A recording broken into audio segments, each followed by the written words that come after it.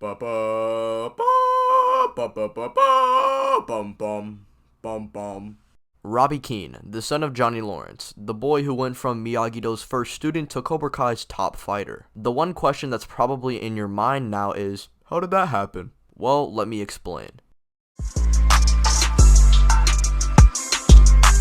Let's first talk about Season 1. You see, Robby isn't living the best life. His mom is constantly going out to try and find a man while also having a drug addiction, along with having a father who gave up as soon as Robby was born, which just so happens to be the main character of our story. And he sees Johnny trying to fix his life along with him trying to reach out to Robby personally, so he attempts to go and see his father, which is an actual good first step. However, he sees Miguel, so then he says to himself, okay, never mind, I got a better plan. Let me work under my dad's rival just to piss him off. I'm sorry, but what the f***? What kind of logic jump is that? I mean, I would understand if Robby was trying to make bread or something, but that's not even the main motivation as to why Robby has the job. And Robby looks pretty selfish by this point. However, like with Daniel LaRusso being selfish at the start of Cobra Kai, I believe this to be set up for the future of Robby's character arc, which I'll get into more when we get into Season 2, but beforehand, let's just stick with Season 1 for now. Despite joining LaRusso under selfish reasons, he would go on to learn karate and for the first time have somebody actually looking out for his well-being.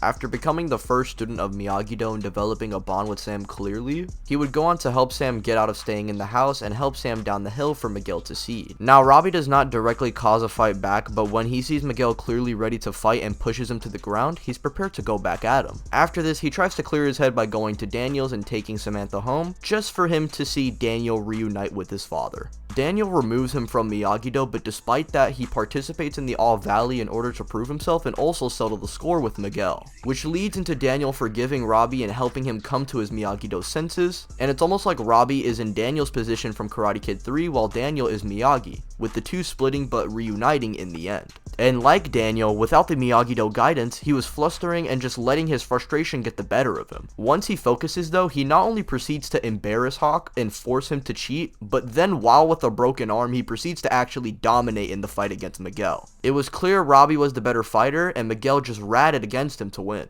Now we head into Season 2, which actually begins to stir up Robby's main arc, and that's his Cobra Kai side taking over. We already saw signs of this in Season 1, but the setup starts fully beginning to set in motion during the season. Robby here is way more aggressive than ever, cutting ties with Johnny for the most part and going through his mom straight up abandoning him, along with her rent essentially leaving Robby to eat Cheerios with water in the dark, and then Cobra Kai students on top of that begin joining the dojo, along with Cobra Kai jumping his teammates and trashing Miyagi-Do. Robby has seen better days, but Miyagi-Do is the one thing that's helping him push through, along with an individual's help, that being Samantha LaRusso. And now I think I should take the time here and discuss what I think is the worst part of Cobra Kai, without a doubt. And that is Sam and Robby's relationship. Not to sound dramatic, but my god, this relationship just pisses me off. Firstly, their only real chemistry is that they both train in the same dojo and they both don't like Cobra Kai or Miguel right now. And granted, this is sort of the case with Sam and Miguel, but the big difference here is that in the beginning, these two don't know of Johnny and Daniel's beef. So it's actually causing some interesting drama to play out. While with Robby and Sam, it's weird because Robby has the slow buildup of rage while Sam is just conflicting back and forth on whether or not she likes Robby or Miguel. And essentially, they use each other to get away from their problems, but try to act like it's a real relationship. Now, you can definitely say this is kind of the point, but just having Robby initially not kiss Sam, and then him just kissing her, and just a lot of the scenes of them just making out are just the absolute worst. And I'm not trying to be like that, oh my god, they're kissing. Like, I don't give a shit about that, okay?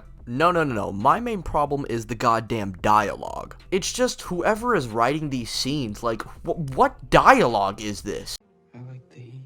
Like, they need to catch a first flight outside just so I can bop them in the head with a frying pan. But luckily, under all that comes this moment right here. Seeing how Daniel abandoned him, and now Johnny is sort of there, and the only other person that he had was Sam, and then he hears that she cheats on him? And yet, despite that, he's still trying to hear her side of the story. Like, I'm sorry, Robby, I would have just been like, no, Sam. Like, Robby held on to the end, and yet that still didn't matter as life showed him no mercy despite the fact he did everything he could have. Instead of sticking to his Miyagi-Do ways, he reaches out to his instincts, the first thing that comes to his head. And Robby's main instinct tells him that life isn't always going to hold your hand, and that you have to strike first, strike hard, and show no mercy.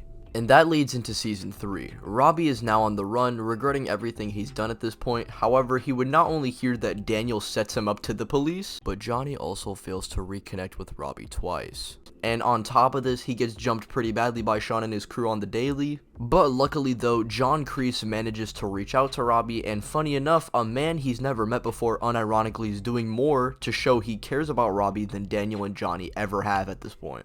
Despite Robby having no interest in him, Kreese helps him apply Cobra Kai's lessons into the real world, and it doesn't turn him into a bully. Shockingly enough, it made him respected. He showed that no one could take advantage of him and that he is allowed to be left alone. Hell, even Sean has respect for Robby due to him actually winning and standing up for himself. Reality hitting Robby is him realizing he can't just act like he's Mr. Miyagi and save the day. That's not how life goes. Robby has been the middleman in most of the conflict. He was between Sam and Miguel along with Daniel and Johnny, who have caused essentially all of the conflict within the series by this point. However, the people that he tried getting to, with the exception of Miguel obviously, all had a chance to help Robby, but just turned the other direction. From Robby's perspective, everyone gave up on him, and the only thing that helped him was channeling his rage, and Kreese was right. Well, mostly.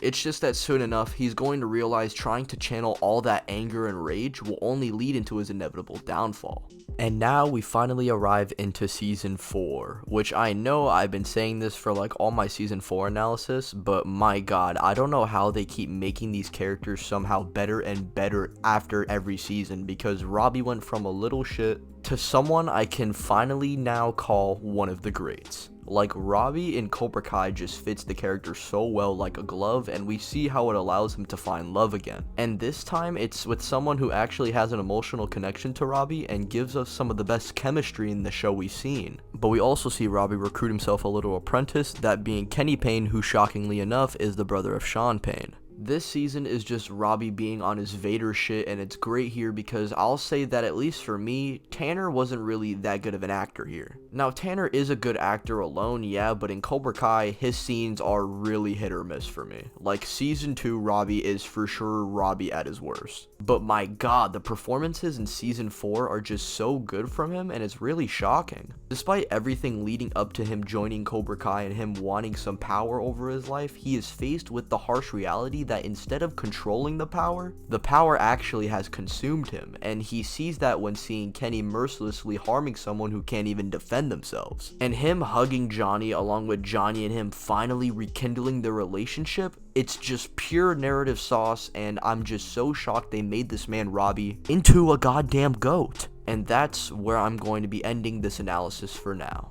Thanks for watching. Like, comment, subscribe. Let me know what videos you want me to do in the near future, and I'll see you guys later.